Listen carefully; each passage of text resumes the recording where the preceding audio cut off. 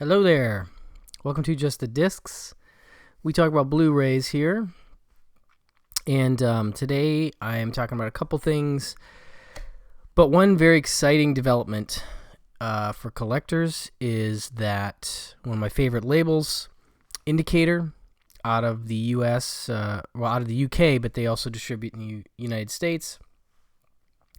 They have waded into the waters of 4K UHD. So we are getting the first of what looks to be a new trend of 4K from them. And as I said, they're one of my favorites, so it's very exciting to see them heading in this direction. And they've chosen a suitable filmmaker to make their debut 4Ks. There are two films from French filmmaker Jean Rollin, who is a very stylish guy, made a lot of vampire movies, and they're very arty and erotic, and I'll be honest, he's not always my guy. He's sort of one of those divisive filmmakers in a sense that I think it's not going to be everybody's bag, like Jess Franco, just some folks are going to really dig him and some folks are going to be like, meh, but he's really about visual, filmmaking and storytelling and style and atmosphere. And so anyway, I do think it's a good choice to start with him, like I said, because he's a very visual guy. And so we've got two of his films that come a ways apart. We have his third film from 1971, and then we have another film from 1997. We'll start with The Shiver of the Vampires. This is his third film from 71. I'm just going to show you this packaging here. Now, this is a slimmer special edition packaging, but it's no less great. I mean, one of the things I love about Indicator is the packaging. They really do a wonderful job with the artwork, and it's a nice hard case. Very solid stuff. Pretty hefty, actually. And this is just the 4K. This doesn't include a Blu-ray. So it's all region, obviously. And we have our book and our 4K. And I'll get into those in a second. But for those who don't know, as I said, this is his third feature, Jean Rollin's third feature. And it really sort of establishes a lot of the themes and visual motifs that he would come back to throughout his career. And it sort of blends horror and eroticism, fairy tale vibes, and surrealism to create this sort of unique, as the website says, cinema of the fantastique. And that's a good description of Jean Rollin and what he does. But this one is about a couple who've just been married that arrive at a decrepit chateau, like castle. And they undergo a series of surreal and sinister encounters and come to realize that they are prey of the resident vampires that are living in this chateau, this castle. And I would say it's interesting in that it reminded me of, and I think would be an interesting pairing with Daughters of Darkness. And if you haven't picked up that 4K from Blue Underground, that's a heck of a nice looking disc for sure. So anyway, this has performances by Sandra Julian, Marie-Pierre Castel, and ravishing cinematography from Jean Rollin's regular collaborator Jean-Jacques Renaud. And a thrilling jazz rock score by a band called Acanthus. And this is, I guess, regarded as one of Rollin's best films. And I haven't seen that many, I'll be honest. I'm, a relative neophyte when it comes to his stuff. I'm certainly aware of him, and I'm aware that he has a very passionate base of folks that really dig his movies. But there's a lot that I haven't seen. So this, I popped this in. It looks very good. The cinematography is quite nice. And this is a lower budget movie, so it's not like a polished look, but grain looks nice, and there's a lot of style to it. There's a lot of colored gel lighting and just really neat shots. There's one shot that really stood out to me that's just like shooting up at the castle, and it's like there's this blood stain dripping out the window. It's just a really potent image. Really dug that. Anyway, so in terms of the features and everything, this is a new 4K HDR master restoration from the Inner Negative done by Powerhouse Films. Presented UHD presentation in Dolby Vision HDR compatible. It has both original French and English mono soundtracks. It has multiple commentaries. So we have an older commentary from director Jean Rollin himself from 2006, and then a new commentary with author Jeremy Ritchie, who wrote with Sylvia Christel From Emmanuel to Chabrol. And it's just a big Jean Rollin guy, Jeremy Ritchie is. So a good choice for that new commentary. Then we have some older stuff here that's ported over, and I love when they do this, especially when maybe they, the filmmaker's not available to be interviewed anymore. So we have Jean Rollin introduces Shiver the Vampires. This is from back in 1998. It's about a 4-minute introduction. And then Rouge Vif, which is an 18-minute updated documentary on the making of Shiver the Vampires by Rollin's personal assistant Danielle Goyette, including interviews with key collaborators Natalie Perry and Jean-Noël Delamare. Then we have something called Fear and Desire from 2004, 41-minute lengthy discussion between Jean Rollin and film theorist Patricia McCormick, filmed in Paris. Something called Macabre Psychedelia, also brand new, 8-minute critical appraisal by author and film historian Virginia Seleve. We have Export Inserts, 25 minutes, 7 explicit sequences filmed for foreign markets that we get to see here separated. 25 minutes of those. Original French and English trailers, new and improved English subtitle for a French soundtrack, and the new and improved English subs for the deaf and hard of hearing. So we have both one that I think matches the dub and one that obviously doesn't. And it's got this limited, now this is where they always excel. This is limited edition exclusive 80-page book. And it is a book for sure. Beautiful matte. So this one includes a new essay by David Hines, archival introduction by Jean Rollin, an archival interview with director Peter Blumenstock, an archival interview with actor Marie Pierre Castel, Andy Votel on Acanthus, the band that does the score, which, by the way, I should say the score is a really neat aspect to it because jazz rock is a good qualifier, but it's just a cool propelling, like sometimes it's just like a jun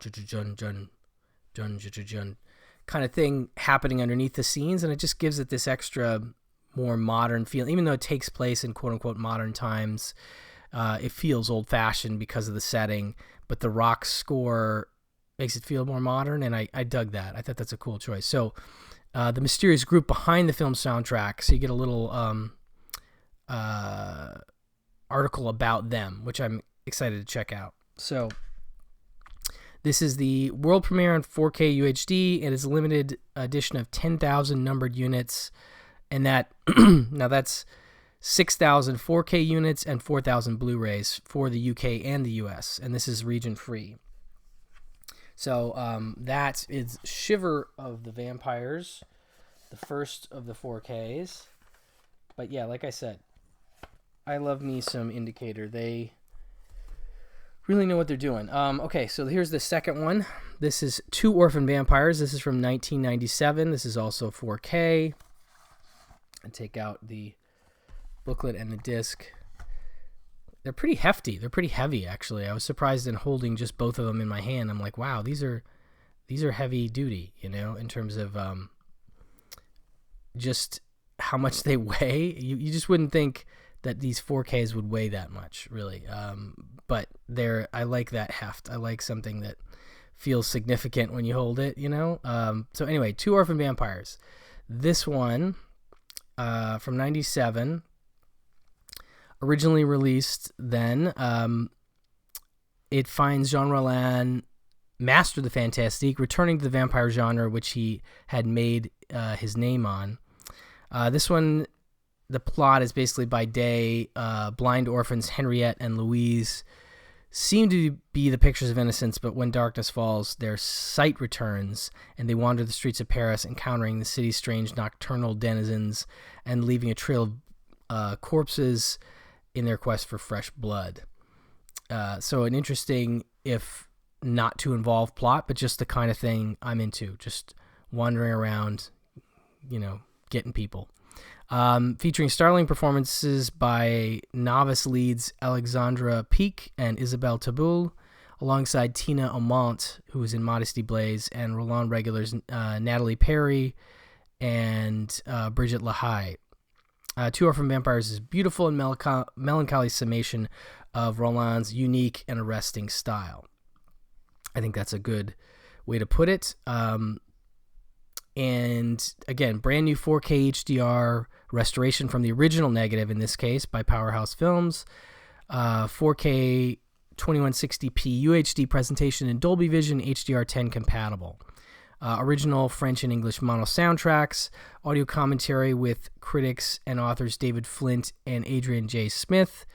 Memories of a Blue World, a 2012 43-minute documentary on the making of Two Orphan Vampires by Rollin's personal assistant, Daniel Gouillet, again, featuring interviews with actor Isabelle Taboul, assistant director Jean-Noël Delamare, composer Philippe Daram, and others. Then we have Infinite Dreams, a 35-minute extensive, newly edited archival interview with Rollin, exploring the themes of Two Orphan Vampires and his wider oeuvre. That is a brand new, in terms of the update anyway, feature. Bonded by Blood, this is a 14-minute newly edited archival interview with actor Alexandra Peake. And then Eyesight to the Blind, also new 11-minute newly edited archival interview with Isabelle Taboul. Then we have The Smoking Vampires, 4-minute bit with actors Peake and Taboul revisiting the Père Lachaise Cemetery filming location in 2002.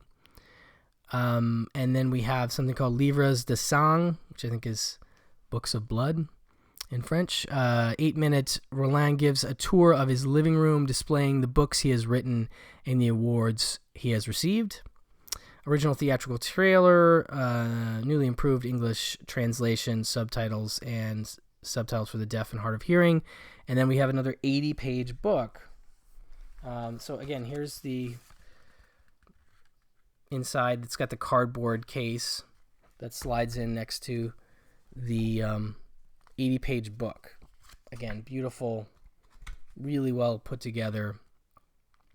This has a new essay from Patricia McCormick, an archival interview with Jean Rollin, an archival production report by Peter Blumenstock, archival interview with Brigitte Lahaye, and an extract from Rollin's source novel and full film credits. Again, also a premiere 4K UHD disc for Indicator. So that'll do it for these two. We have some more 4K on the horizon. They've already announced a couple new 4K discs upcoming, and those are, let's see here, Cold Eyes of Fear and Black Magic Rites. And those are coming in late June, basically July for us here in the States. But exciting, again, to see Indicator do this. I know it's expensive, and, it's a tough thing sometimes for these labels to transition into. But like I said, because they are such a solid label and always do such a nice job, I'm excited to see them starting in the 4K world. So that's very cool. And then I have one more thing, relatively unrelated. but also very exciting. This is something from Warner Archive. It is called Looney Tunes Collector's Choice Volume 1. And I was like, oh, it's just going to be, a compilation of stuff maybe I already have. Well, no, actually, as the back will tell you, from deep within the Warner Archives vault comes an anthology chock full of animation gold restored, remastered, and uncut. The shorts in the Looney Tunes Collector's Choice Volume 1 have been carefully selected for discerning fans. Enjoy the finest and the funniest golden era cartoons with the brilliance of high-definition audio and video. These treasures feature A-listers like Bugs Bunny, Daffy Duck, Sylvester the Cat, and Porky Pig, just to name a few. Even better, included among these 20 shorts are classics that have never before been released on Blu-ray. Whether you grew up with them or you're introducing them to a new generation, these timeless and iconic characters will keep fans of all ages young at heart. So very exciting that these have never been released on Blu-ray before. And we have 20 shorts here, which is pretty cool. No extra features, unfortunately. I would have loved even just like a Jerry Beck commentary or something, but that's a minor quibble. So I'll go through what's included here. Beanstalk Bunny, Catches Cats Can, The Unruly Hare, his bitter half, Daffy Doodles, Cracked Quack, Little Orphan Airedale, Hip Hip Hurry, Hot Rod and Reel, Greedy for Tweety, Stooge for a Mouse Divided, A Fractured Leghorn, Plop Goes the Weasel, Tale of Two Mice, The Foxy Duckling, Two Gophers from Texas, Doggone Cats, What's Bruin, and The Bedeviled Bruin.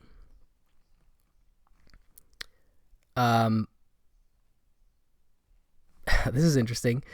Looney Tunes Collector's Choice Volume 1 is intended for the adult collector and may not be suitable for children. So I haven't watched all these shorts yet, but I do think that's an interesting caveat, interesting warning. But that said, I did check this out and at least have a look at some of the cartoons, and they look great as usual. I know it kind of goes without saying, but I need to keep saying it so people keep hearing it. The restoration work that Warner Brothers does via, I guess, Warner Brothers Motion Picture Imaging, just always top notch. These look great. Some a little better than others, but they all look very, very nice. The color really pops, and just an exciting collection for cartoon fans like myself. I have not yet been disappointed by a Warner Archive cartoon release. They've done some really cool stuff, from Space Ghost to whatever, Thundar the Barbarian. I mean, all the stuff they've put out has been just really, really great and looked wonderful. So this is another new one that folks should be grabbing, and I do recommend it. Definitely worth your time.